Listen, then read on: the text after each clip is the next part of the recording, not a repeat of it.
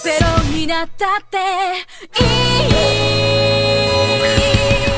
Sehari setelah kompetisi berburu, kekaisaran menjadi gempar. Berita serangan selama kompetisi berburu putra mahkota menyebar seperti api. Penyerang telah menyerbu acara tersebut, melukai dan membunuh banyak orang. Beberapa tamu terhormat dari negara asing juga kehilangan nyawa, memperparah dampaknya. Pesta perayaan yang dijadwalkan setelah kompetisi berburu tentu saja dibatalkan. Ulang tahun Edson berakhir dengan bencana. Syukurlah kamu tidak terluka parah. Ketika Lila mendengar berita itu, dia bergegas ke kediaman Sorpel keesokan harinya. Matanya bengkak karena menangis.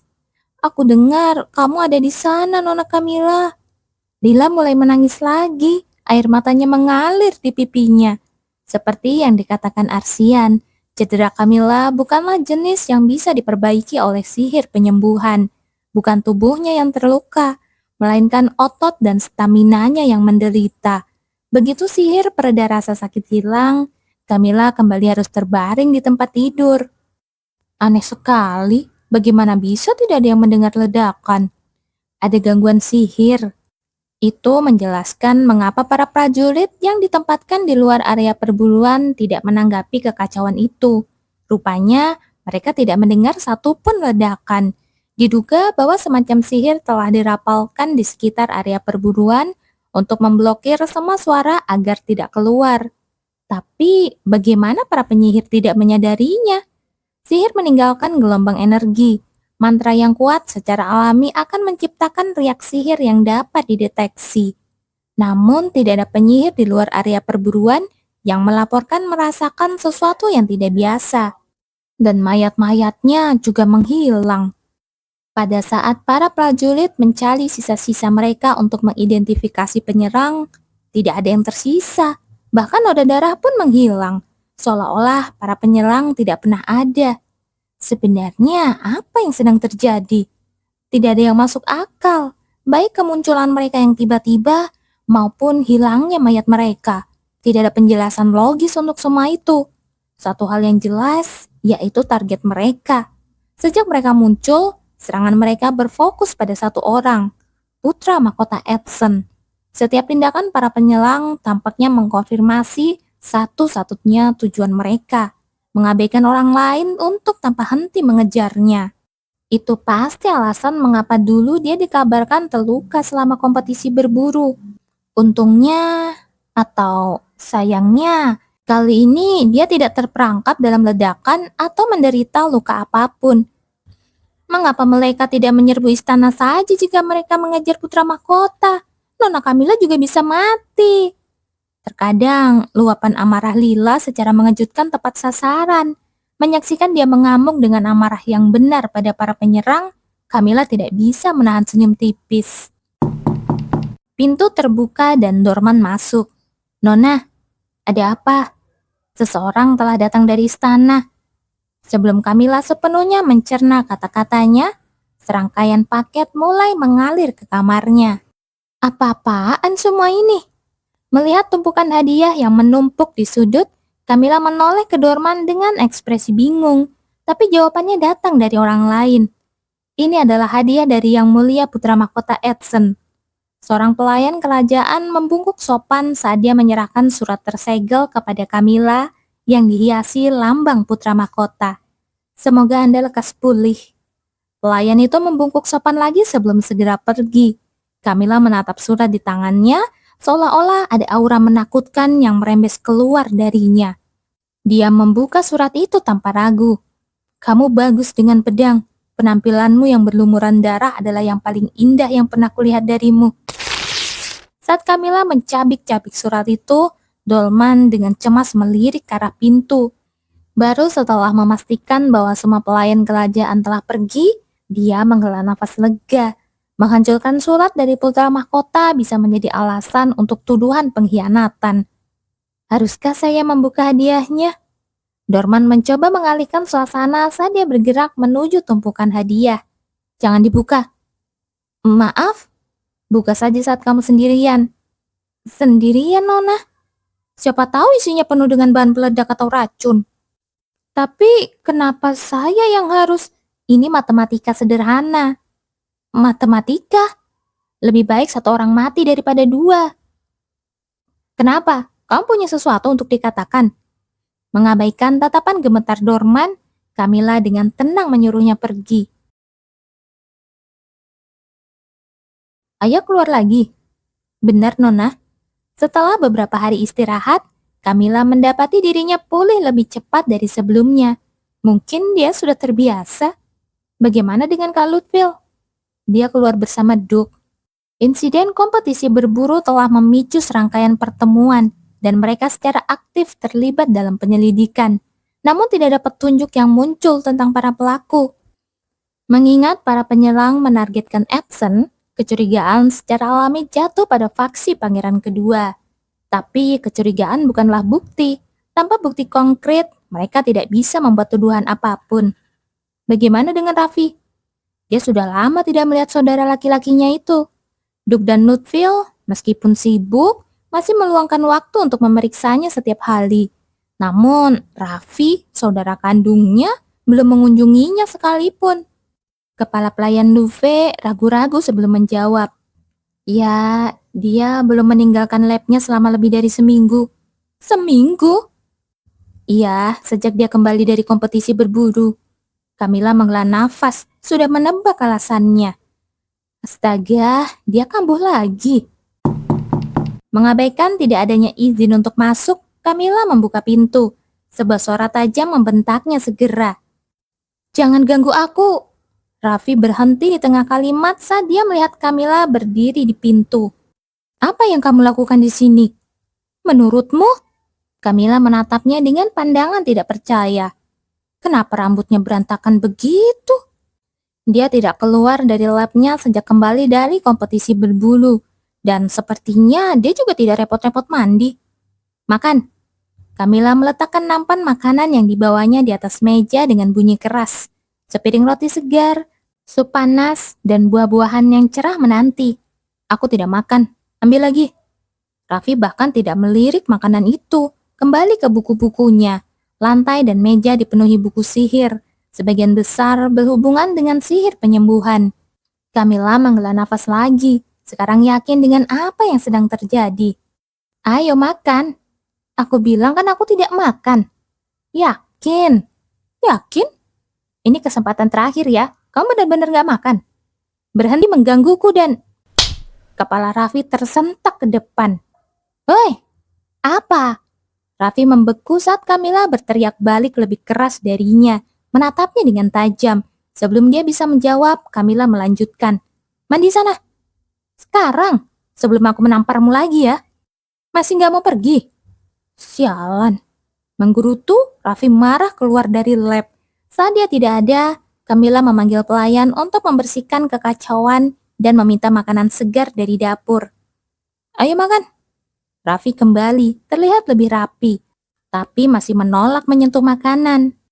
Apa harus aku suapin baru kamu mau makan? Akhirnya Raffi meledak frustasi. Apa aku ini lelucon bagimu? Hanya karena aku tidak sehebat orang itu dalam sihir dan tidak bisa membantu, sekarang aku hanya jadi bahan tertawaan. Kamu bahkan tidak melihatku sebagai saudaramu lagi. Saat dia berbicara, kepahitan itu seolah membanjirinya, dan dia menggumamkan sebuah makian. Camilla sudah menebak bahwa frustasinya adalah karena Arsian. Dia salah satu dari orang yang sadar akan bakatnya sendiri, dan tidak bisa menerima kalau ada yang lebih baik darinya. Raffi dikelilingi oleh banyak orang yang kurang cakap darinya. Namun begitu dia bertemu dengan seseorang yang sedikit lebih superior, kepercayaannya runtuh. Dulu Lutfil, sekarang Arsian. Camilla mendecakkan lidah dalam hati melihat betapa mudahnya dia ditebak. Kakak, Raffi membuang muka seperti anak kecil yang merajuk dan mengabaikannya. Aku hampir mati baru-baru ini. Apa yang kamu bicarakan? Matanya melebar karena terkejut. Profesor JB, pria itu hampir membunuhku. Kamu tidak bilang apa-apa waktu itu? Raffi bangkit dari kursinya dengan gelisah. Kamu bilang itu sama sekali tidak berbahaya. Ya, itu sama sekali tidak berbahaya. Dasar bocah, apa kamu sedang bercanda sekarang? Itu karena ini. Kamila mengangkat pergelangan tangannya, menunjukkan gelang sihir yang Raffi buatkan untuknya. Pria itu, dia lebih kuat dari yang kuduga. Ketika dia mencengkeram leherku, aku bahkan tidak bisa bereaksi dengan benar. Kamu ini. Tapi di depan gelang ini, bahkan dia tidak bisa berbuat banyak. Raffi membuka mulutnya seolah ingin berdebat, tapi kemudian kembali merosot ke kursinya. Jika aku tidak memiliki ini, aku tidak akan berani melawannya. Aku percaya pada gelang yang kamu buat untukku ini, Kak. Dan itulah mengapa aku melakukannya. Itu bukan sepenuhnya kebohongan. Meskipun dia lebih mengandalkan Luffy, tapi gelang itu telah menjadi bantuan yang signifikan. Bukankah aku sudah memberitahumu sebelumnya? Tanpamu, aku akan menjadi yatim piatu. Dengan kata lain, karena aku memilikimu, aku bisa mengandalkan itu dan bertindak begitu sembrono. Raffi tidak menanggapi untuk sementara waktu, tapi Kamila bisa tahu suasana hatinya sudah melunak. Dia mencoba mempertahankan suasana yang berat, tapi bagi seseorang yang pandai membaca orang seperti Kamila, itu sudah jelas. Bibirnya sedikit berkedut dan ujung telinganya sedikit memerah. Jadi, kamu mau makan nggak? Apa aku harus menyuapkannya ke mulutmu? Kamu semakin agresif setiap harinya. Itu kan karena aku mengikuti jejakmu. Andai saja kamu tidak bisa bicara. Ah, kamu lebih suka adik perempuan yang bisu. Mau aku diam seumur hidup? Baiklah, aku akan makan. Puas. Raffi mengambil sendoknya dan mulai menusuk-nusuk makanan, seolah-olah dia makan karena terpaksa. Namun tidak lama kemudian, piringnya benar-benar kosong. Tidak ada satupun rumah yang tersisa. Mengingat dia tidak makan apapun selama seminggu, dia pasti kelaparan. Namun dia masih berpura-pura sebaliknya. Begitulah tipikal perilaku Raffi. Kamila menghela nafas pendek. Melelahkan sekali harus membujuknya seperti ini. Tapi apalagi yang bisa dia lakukan? Dia harus menjaga ego rapuhnya tetap utuh. Jika tidak, siapa tahu kenakalan apa yang mungkin dia lakukan selanjutnya. Indah sekali hidupku ini. Kembali ke sekolah setelah beberapa waktu, Kamila memilingkan kepalanya melihat mejanya yang dipenuhi tumpukan hadiah yang tak terhitung jumlahnya. Apa hari ini ulang tahunku? Tidak, tidak mungkin. Tidak mungkin dia menerima hadiah sebanyak ini di sekolah untuk sesuatu yang biasa seperti ulang tahun. Alisnya sedikit berkerut. Mungkinkah ini lelucon? Mungkin kotak-kotak itu diisi dengan sampah atau sesuatu yang lebih buluk? Nona Kamila? Sebuah suara malu-malu menginterupsi pikirannya. Mendongak, dia melihat seorang gadis muda berdiri ragu di depannya. Seseorang yang tidak dia kenal. Ini untuk Anda. Dengan wajah sedikit memerah, gadis itu mengulurkan sebuah kotak hadiah kecil. Kamila tidak langsung menerima hadiah itu, membuat wajah gadis itu menjadi lebih merah. Terima kasih banyak sudah menyelamatkan kakakku. Hah? Apa yang dia bicarakan? Kebingungan Kamila semakin dalam. Aku dengar kakakku menerima banyak bantuan dari Anda selama turnamen berbulu. Jika bukan karena Anda, dia mungkin tidak selamat. Oh, akhirnya dia mengerti. Meskipun Kamila sendiri tidak mengingatnya. Jeno pasti turun tangan dan membantu kakaknya keluar dari situasi berbahaya selama turnamen. Hadiah-hadiah di mejanya pasti sama. Hadiah terima kasih dari para bangsawan muda yang dia selamatkan, atau keluarga mereka yang mengungkapkan rasa terima kasih. Ya, ini canggung. Suasana di sekitarnya telah berubah total. Di mana dulu dia disambut dengan sikap apatis atau jijik. Teman-temannya sekarang menatapnya dengan kehangatan yang nyata. Tentu saja tidak semua orang.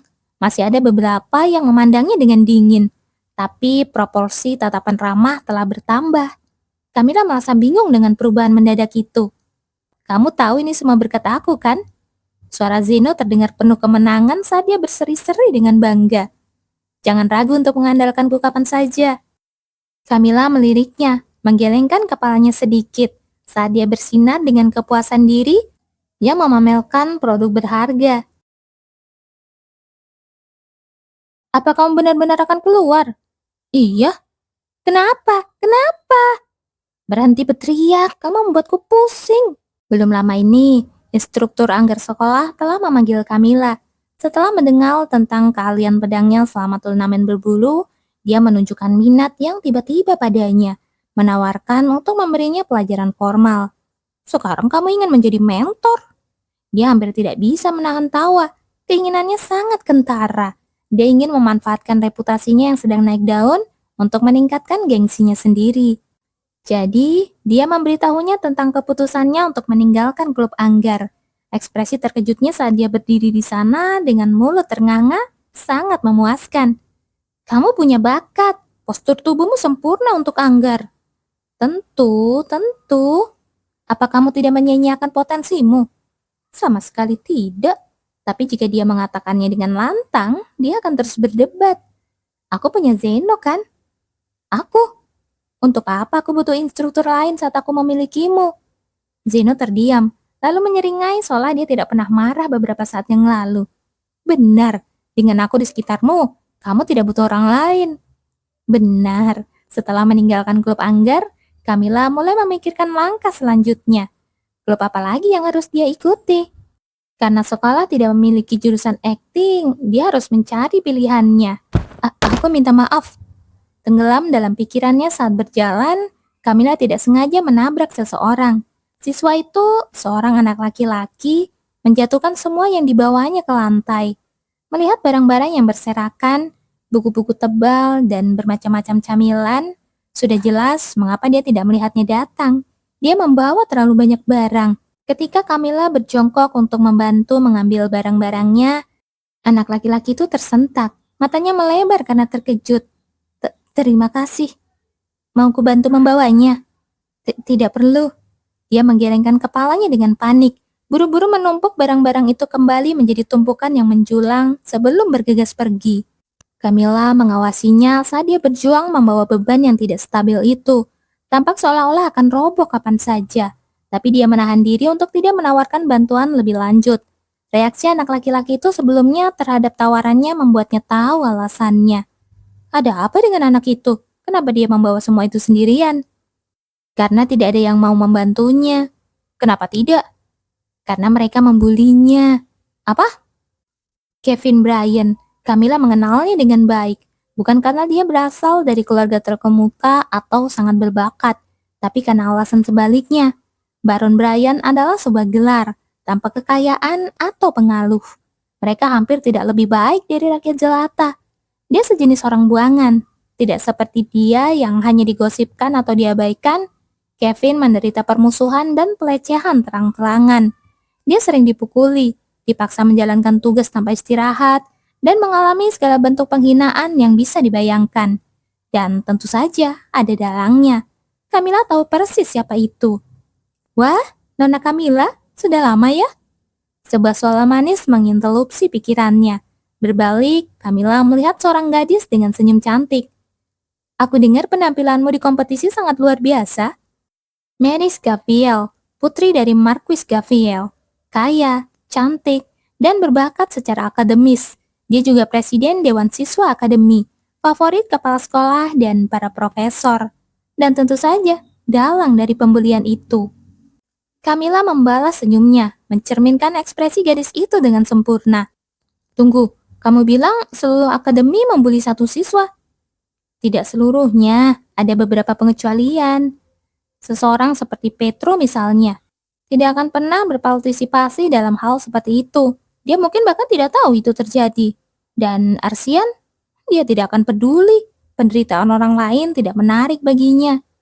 Mereka mengucilkan siapapun yang mungkin ikut campur. Bagaimana bisa presiden Dewan Siswa dibiarkan lolos dari ini? Tidakkah kamu pikir itu karena dia presiden Dewan Siswa? Posisinya membuatnya mudah untuk menyembunyikan hal-hal dari fakultas. Dan semua orang membiarkan itu terjadi. Jika mereka bukan target, mengapa mereka harus peduli? Bagi sebagian besar, itu hanya bentuk hiburan lain, permainan yang tidak berbahaya. Mereka yang merasa tidak nyaman tentang itu hanya akan memalingkan muka. Bagaimana bisa tidak ada yang turun tangan? Tentu saja, beberapa orang menganggap pembulian itu tidak menyenangkan, tetapi tetap diam karena satu alasan. Jika mereka angkat bicara, mereka mungkin akan menjadi target berikutnya. Siapa yang bersedia mengambil resiko itu? Kau tahu, kau bisa saja turun tangan dan membantu. Makasih. Untuk apa? Karena menganggapku orang yang berbudi luhur. Dia tidak akan membuli siapapun, tapi dia juga tidak punya niat untuk maju membantu. Turun tangan berarti terlibat dalam sesuatu yang sangat merepotkan. Tidak mungkin seorang siswa sendirian melawan seluruh dewan siswa. Bukan hanya Meris, tapi seluruh dewan siswa di bawahnya bekerja sebagai satu kesatuan yang erat. Dengan kata lain, menentang mereka berarti menentang orang-orang yang pada dasarnya mengendalikan seluruh akademi. Jika kamu terlibat, kehidupan sekolahmu bisa berubah menjadi neraka. Tapi tetap saja, ini terlalu berlebihan. Tenanglah, anak laki-laki yang kita lihat hari ini akan segera meninggalkan sekolah. Tidak bisa menahan pembulian, Kevin Bryant pada akhirnya akan keluar. Meskipun ingin lulus, orang tuanya akan mengetahui tentang pelecehan itu dan menyarankannya untuk berhenti. Mereka akan membawanya keluar dari kota untuk tinggal dengan tenang di pedesaan dan meninggalkan segalanya. Dia bahkan tidak berpikir untuk melaporkannya. Meris adalah putri seorang markuis, dan anggota dewan lainnya adalah anak-anak dari keluarga bangsawan paling terkemuka di kekaisaran. Kevin dan keluarganya tahu betul bahwa mengeluh hanya akan membawa pembalasan yang lebih kelas. Ketika dia pergi, para anggota dewan pun merayakan. Mereka memang melewati batas, tapi itu tidak menggerakkan hatinya. Camilla masih tidak berniat melibatkan dirinya dalam urusan dewan siswa. Masalahnya, bagaimanapun adalah target berikutnya. Mereka akan segera memilih seseorang yang baru untuk disiksa. Target baru. Kevin sudah pergi, jadi mereka akan memilih orang lain. Dasar bajingan gila. Dan Camilla sudah tahu persis siapa target berikutnya. Dan sebelum Mimin tutup videonya, Mimin mau minta maaf dulu kalau misalnya ada kata-kata yang gak jelas. Itu Mimin ngomong apaan sih? Sebenarnya bukan sengaja dicadel-cadelin biar kedengaran imut gitu ya guys. Ini Mimin lagi sariawan dan pas banget di lidah. Jadi kalau ketemu huruf R itu, aduh, perih banget. Jadi kalau ada kata yang gak jelas, ya udah kalian baca subtitle aja ya. Oh ya, makasih juga buat Kyuzu yang udah donate lewat Saweria. Dan tentunya makasih buat kalian semua yang udah nonton videonya sampai akhir. Dan kita ketemu lagi di video berikutnya.